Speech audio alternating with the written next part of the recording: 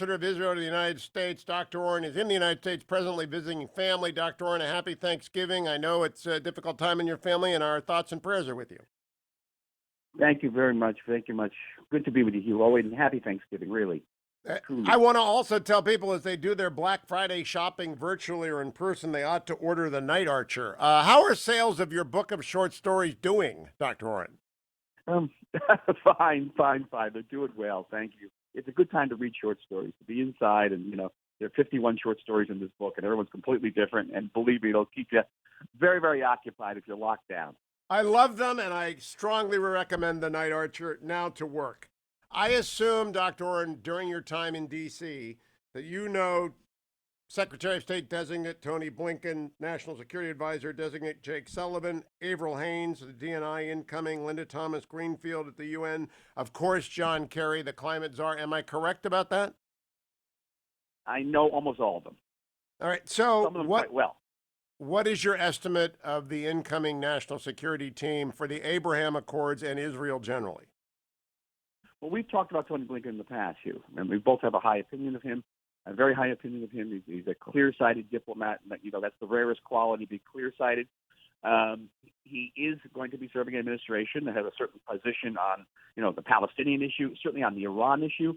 I understood from a briefing that Tony gave several weeks ago that he's not going to rush back to renew the Iran deal, but try to seek to improve it in various ways. That would be very good. I think we should not be passive in Israel. We have to engage Mr. Blinken on this and clarify for finally what exactly our expectations and interests in any renewed Iran nuclear deal. I worked extensively with Jake Sullivan. He's certainly a good person, but Jake was one of the architects of the nuclear deal. He negotiated secretly behind our backs with the Iranians and achieved the interim deal. So there's going to be baggage there, and I hope he would use this opportunity as National Security Advisor to rectify what all Israelis, and by the way, I think the vast majority of people in the Middle East view as a terrible and dangerous deal, and terrible and dangerous for the United States as well. So I hope he will use that high office to rectify that situation. Again, we should not remain passive. We've got to let them know what we think a good Now, deal would look Ambassador like. Oren, I'm a conservative realist, so I believe that facts on the ground matter. The major fact on the ground that is different from when Mr. Blinken and Mr. Sullivan were last in government is the Abraham Accord. This is a huge difference, and I am willing to give them a chance to adopt to that reality before criticizing them. Wouldn't even a liberal realist take into account the fact that the Middle East has been turned on its head since they were last in power? One would deeply hope so. My experience is not just as a diplomat, but as an historian looking back over the course of America's Middle East policies, and we're talking about decades, if not even centuries, is that ideology plays a huge role.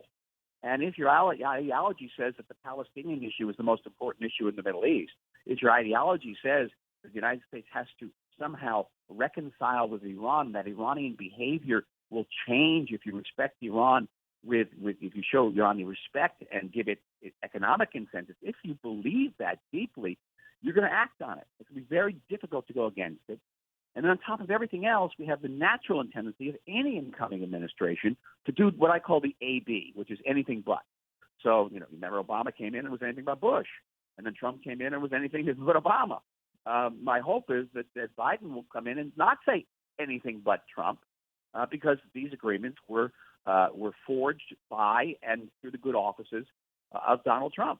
And I hope that this administration will not react with that AB sort of gut knee-jerk reaction, which is to move away from it. Because to do that would be to miss a great, great opportunity. We are on the verge of a completely different Middle East. It would be so tragic. You would return to the Middle East to the way it was 4 years ago. Now, Ambassador Oren, since we last talked, Secretary of State Pompeo midwifed a meeting between the Crown Prince of Saudi Arabia and Prime Minister Netanyahu. How significant was that meeting to you and to Israel? It was very significant, and I think everyone is gearing up for the possibility of a Middle East that returns to what it was 4 years ago, the status quo ante. with the renewed Iran nuclear deal, in which case the Saudis will want to come to draw close to Israel as the only power here in the region that's capable of defending the Arab world. What a world we live in. Israel is now seen as the defender of the Arab world. We should talk about the Arab-Israeli conflict. Remember that? It's a very positive development. I think the Saudis are going to be very cautious because the Saudis, unlike the Bahrainis and unlike the Emiratis, are the custodians of the two holiest cities in Islam, Mecca and Medina, which it puts a certain constraint on their ability to make peace with the Jewish state that contains the third holiest city in Islam, Jerusalem. So, Dr. Oren, you're as a historian, I'm going to ask this. You remember the FDR-Churchill destroyer deal when FDR couldn't get into the war, but he got the destroyers to Great Britain. The United States has agreed to sell a bunch of F-35s to the United Arab Emirates, and Israel has nodded okay. That deal is already being criticized by incoming members of the president-elect's team. What do you think of the United States simply finding the F-35s it has, flying them to United Arab Emirates, and leaving them there, and resupplying ourselves as needed? The United States Congress, not the administration, has made an historic undertaking to Israel. It's called QME, Qualitative Military Aid. It means that Israel should be able to defend itself against any Middle Eastern threat or any combination of Middle Eastern threats, including countries that have the F-35. And so the President of the United States, irrespective of who he is going to have to report to Congress twice a year how he is preserving Israel's qualitative military edge. And if it is deemed, if the professionals deem that qualitative military edge has been blunted, then the administration has to take steps to hone it again, which means we would be compensated. And I can think of certain ways we could be compensated for the sale of F-35s to these Arab countries in the Gulf. I'm not concerned about it.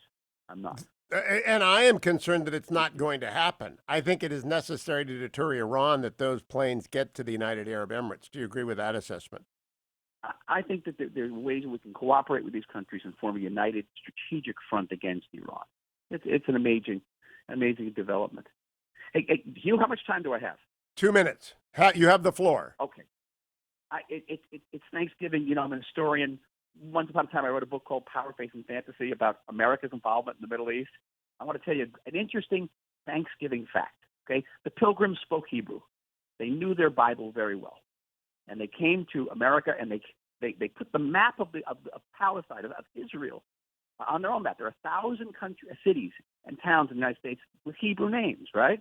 Huh. My family's from Sharon, Massachusetts, so you got it. And they gave Hebrew names to their kids, and they wanted Moses as the national symbol of the country and all of that. But when it came to doing Thanksgiving, all right, they knew Hebrew. And the word for Thanksgiving in Hebrew is hodaya. That's how you say it. And there's a word in Hebrew which sounds a lot like hodaya. It's hodu. Hodu. Hodu in Hebrew is turkey. Huh. So on the it's no accident.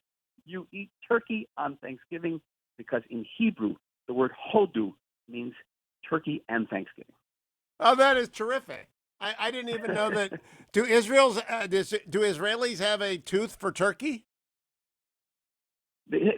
Sure. Everyone eats turkey. Hodu. Now, what is the weird thing is? But here the weird thing is, hodu has another meaning in Hebrew. It means India. All right, India in Hebrew is hodu, and of course, Columbus thought he had landed in India. Yes. And so the Indians, the hodu, gave turkey hodu on Thanksgiving. Hodaya.